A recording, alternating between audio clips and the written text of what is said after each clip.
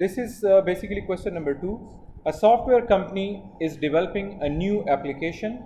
The project manager has created a work breakdown structure is shown in the following tables. इस तरह के जो task होते हैं ना वो दो तरह के होते हैं. नंबर 1 इज जिसमें प्रीडिसेसर गिवन होता है. स्टूडेंट क्या प्रीडिसेसर इसमें गिवन है. This is the predecessor. ठीक हो गया. और number of days to complete और एक्टिविटी क्या है इसमें. क्लियर हो रही है बात.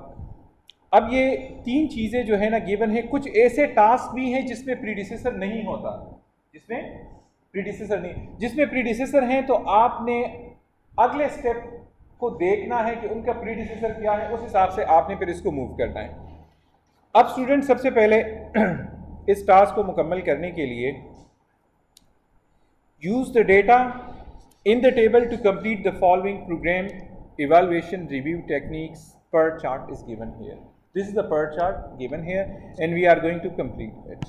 Now first of all अगर आप लोग देखें जो हमारे पास पहला स्टेप है gather user requirement.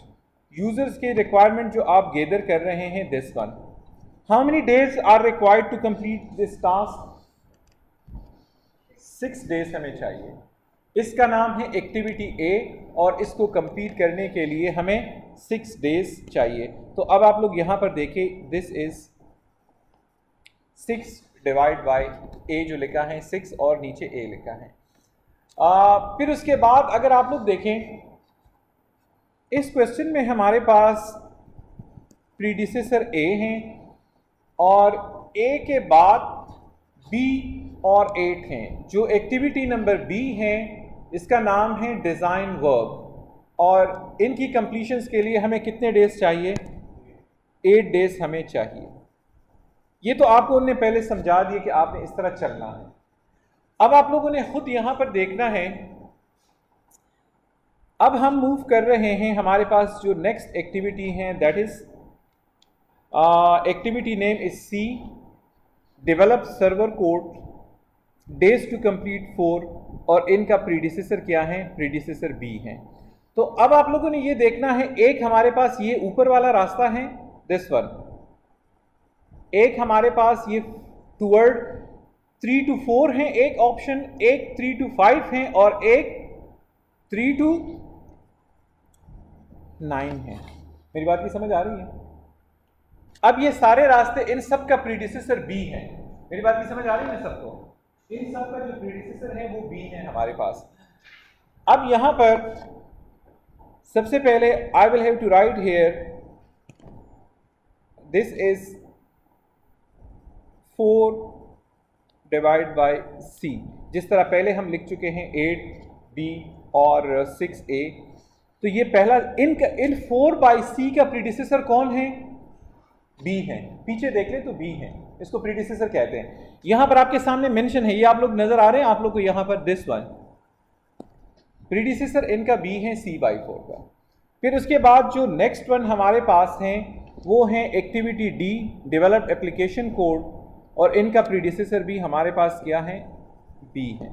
So next one जो मैं लिखने जा रहा हूं दैट इज 5D. प्रीडिसेसर कौन है? बी है. समझ आ रही इस चीज की ना?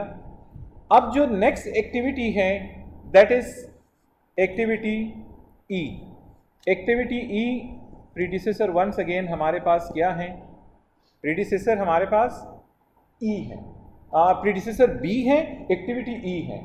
तो अब आप लोगों ने यहाँ पर ये भी लिखना है कि इनका जो प्रीडिसेसर हमारे पास हैं वो बी हैं और एक्टिविटी का जो नेम है वो ई है. तो यहाँ पर मैं इसको वंस अगेन जो है ना लिख रहा हूँ. अब देखें 4C, 5D, 6E इन सब का जो प्रीडिसेसर है वो क्या है? बी है. ये बात आप लोग समझ रहे हैं ना? इनको मैंने रेड से सर्कल किया वहां पर. इन सब का प्रीडिसेसर क्या है हमारे पास? बी है. मेरी बात की समझ आ रही सबको? ओके. अब स्टूडेंट आगे देखें. इस एक्टिविटी के बाद हमारे पास F है. एक्टिविटी F अगर आप लोग देखें यहां पर this one activity F whose predecessor is C. तो अब आप जहां पे F लिखोगे ना तो प्रीडिसेसर को भी आपने देखना है, उनका प्रीडिसेसर क्या है हमारे पास, C है। तो अब यहां पर जो मैं लिखने जा रहा हूं F और 2, यानी हमारे पास एक्टिविटी का जो नेम है वो है F test server code days to complete 2, और इसका जो प्रीडिसेसर है वो C है। तो can I write two F and who is the predecessor of this F? C is the predecessor। तो आप लोगों ने इस सीक्वेंस का भी ख्याल रखना है कि जिस क्वेश्चन में प्रीडिसेसर गिवन है ना, वो उस हिसाब ही से आप इसको कंप्लीट करोगे। ठीक हो गया। आफ्टर दैट अब स्टूडेंट आगे आप लोगों ने देखना है, हमारे पास जो एक्टिविटी G है, this one activity G, days to complete 2 है, एक्टिविटी नेम है test application and DE is the predecessor, D और E। अब आपने ये देखना है कि इसको मैंने किसी ऐसे प्लेस में रखना है, इस एक्टिविटी G को, जिसका प्रीडिसेसर क्या है, D और E है। तो हमारे पास यहां पर ये जो 5 to 6 वाला 5 to 6 नोड है, ठीक है, यहां पर I will have to write here this is 2 and this is G and who is the predecessor of G, D भी है और E भी है, D और E दोनों इनके प्रीडिसेसर्स हैं। अब आगे रास्ता आपके लिए स्मूथ है, ठीक है, वो तो बिल्कुल प्लेन ही है। तो उसके बाद जो है ना, अब अगर आप लोग देखें जो नेक्स्ट एक्टिविटी हमारे पास स्टार्ट हो रहा है H का प्रीडिसेसर F और G है। तो F को मैंने H को मैंने ऐसी किसी लोकेशन के ऊपर प्लेस करना है whose predecessor is F and G है हमारे पास। So I can write 5H and whose predecessor is F and G, ठीक है। And the last activity that is I, roll out mobile application, days to complete 3 and the predecessor is H, that is very simple. So I will have to write here 3 and this is I, 3 and I हमारे पास यहाँ पर।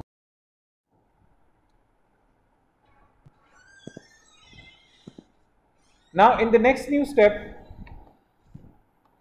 critical path, calculate the critical path state activity that is from the critical path, duration of critical path, earliest start time and latest finish time. Up, in order to calculate these two things, one is called to be the EST and latest finish time LF। अब इन दो चीजों को हमने calculate करना है, earliest start time और latest finish time को हमने कैलकुलेट करना है। अब सबसे पहले student we will start from node 1। Node 1 से हम शुरू कर रहे हैं। जो मैं ऊपर लिखूंगा ना न्यूमरेटर में, वो हमारा क्या है, वो हमारा EST है, अर्लीस्ट स्टार्ट टाइम है। जो मैं नीचे लिखूंगा ना डिनोमिनेटर में, वो क्या है, LFT है, लेटेस्ट फिनिश टाइम, ठीक है। तो सबसे पहले हम नोड नंबर 1 से शुरू कर रहे हैं। नोड नंबर 1 पे ये दोनों चीज़ें हमारे पास 0 हैं, बल्कि इसका मैं colour I would like to change its colour ताकि वहाँ से क्लियर आप लोग को नज़र आए। This is 0 and this one is 0। ये नोड नंबर 1 की बात कर रहा हूँ। अब आपने 0 + 6 इज़ हाउ मच, 6, तो दिस इज़ नोड नंबर 2 के ऊपर मैं लिख रहा हूँ 6, ठीक है। उसके बाद डिनोमिनेटर तो हमने बाद में फाइंड आउट करना है, ठीक हो गया। After that the next new step is 6 + 8 is how much, 14। इसको मैं यहाँ पे लिख रहा हूँ, जगह हमारे पास कम है। सो दिस इज 14, ठीक हो गया। 14 डिवाइड बाय, उसके बाद 14 + 4 is how much, that is 18। तो इसको मैं यहाँ पे लिख रहा हूँ 18 डिवाइड बाय, अब 18 + 2 इज हाउ मच, 20। सो मैं लिख रहा हूँ 20 डिवाइड बाय, उसके बाद ये तो एक रूट को मैंने मुकम्मल कर दिया, दिस इज रूट नंबर 1। अब रूट नंबर 2 को आप लोगों ने देखना है, ये जो 3 to 5 हैं, 3 to 5 में अगर आप लोग देखें तो आप लोग के पास क्या है, 14 + 5 is how much, that is 19। तो मैं यहाँ पर ये जो 5 है ना, इसके साथ यहाँ पे मैं लिख रहा हूँ इस रूट के मुताबिक जो EST है दैट इज 19 डिवाइड बाय, ठीक है। अब अगर आप लोग देखें 3 to 9 एंड 9 to 5, ये वाला रूट भी चेक कर ले। अब इस रूट में हमारे पास दो रूट्स हैं नोड नंबर 5 तक पहुंचने के लिए। 3 to 5 रूट है एक, जिसका रिजल्ट, जिसका EST क्या आ रहा है हमारे पास, 19 आ रहा है। 14 + 5 19 है। एक है 3 to 9 एंड 9 से डमी पाथ हैं और फिर हम 5 की तरफ जा रहे हैं। इसका हमारे पास EST क्या आ रहा है, दैट इज 20, 19 और 20 आ रहे हैं। अब स्टूडेंट EST मालूम करते वक्त क्या करना है, आपने हाईएस्ट वैल्यू को लेना है, ठीक है। तो आपने हाईएस्ट, अब इसमें से हाईएस्ट वैल्यू हमारे पास कौन सी है, हाईएस्ट वैल्यू हमारे पास 20 है। वी विल कंसिडर दिस 20, इस 20 को हमने कंसिडर करना है, ठीक है। अब आगे मूव कर रहे हैं। अब नोड नंबर 6 तक हम पहुंच चुके हैं एक रास्ते से, and that is what, that is 20। लेकिन 20 + 2 is how much, that is 22। तो हमारे पास यहाँ पर एक ऑप्शन 20 आ रहा है और एक 22 आ रहा है, ठीक है। 22 है, this is not 20, this is 22। अब यहाँ पर जो लॉन्गेस्ट पाथ है वो है 22, आई विल कंसिडर 22 नॉट 20। यानी EST में रास्ते अगर आपके पास ज्यादा रास्ते हैं, आपने लॉन्गेस्ट वन को कंसिडर करना है EST में। तो अब फाइनली मेरे पास जो नोड नंबर 6 है, द EST इज 22। अब आगे इसको कैरी ऑन करते हैं। नोड नंबर 7, नोड नंबर 7 पे हमारे पास हैं 22 + 5 इज हाउ मच, 27 डिवाइड, और 27 + 3 is how much, 30, and 30 divide by 30, ठीक हो गया। अब हम LFT की तरफ जा रहे हैं। LFT में क्या करते हैं, रिवर्स जाएंगे, सब्ट्रैक्ट करेंगे और छोटे वाले को लेंगे। 3 रूल्स हैं, कौन कौन से, reverse, we will move in reverse order, we will subtract, and after that we will consider the smallest value. अब सबसे पहले आप लोग देखिएगा यहां पर, अब 30 - 3 is how much, 27। So I will have to write here 27। 27 - 5 is how much, 20, 22. So I will have to write here 22. अब हमारे पास रिवर्स जाने के भी 3 रास्ते हैं। पहले एक रूट से चले जाएं, फिर दूसरे से, फिर तीसरे से। उसमें से जो सबसे स्मॉलेस्ट है उसको, वो that is your latest finish time. तो सबसे पहले ऊपर वाले रूट से मूव करते हैं। 22 - 2 इज हाउ मच, 20, ठीक है। 20 - 4 इज हाउ मच जी, 16। अब इस रास्ते से मूव करते हैं 3, 5, 6। अब once again 22 - 2 is how much, 20। अब इधर हमारे पास फर्दर जो है ना 2 रूट्स हैं। अब 20 - 6 इज हाउ मच, 14, और 20 - 5 इज हाउ मच, 50। अब नोड नंबर 3 के हमारे पास 3 वैल्यूज आ रहे हैं, 16, 14, 15। तो हमने LFT फाइंड करते वक्त क्या करना है, स्मॉलेस्ट वन दैट इज 14 को मैंने कंसिडर कर दिया। अब आगे आप लोगों ने स्टूडेंट क्या करना है, 14 - 8 इज हाउ मच, 14 - 8 इज 6। तो further I will have to write here 6. 6 - 6 is how much, 0. I will have to write here 0. Is this clear to all? Okay. अब सबसे पहली बात यह है कि उसने आपसे पार्ट नंबर बी में कुछ पूछा है। क्या पूछा है? Calculate the critical path, state the activity from form the critical path. तो सबसे पहले क्रिटिकल पाथ जो है ना, ये आपके पास लॉन्गेस्ट पाथ है। क्या है? दूसरी बात यह है जिनका EST और LFT सेम है वो भी क्रिटिकल पाथ कहलाया जाता है। इसमें आप लोग शाबाश सर्च आउट करें, जिसका EST और LFT सेम है वो भी क्रिटिकल पाथ है। लॉन्गेस्ट पाथ भी है, मार्किंग स्कीम में लिखे लॉन्गेस्ट है, लेकिन वैसे जिसका सेम है ना वो आपके पास क्या है?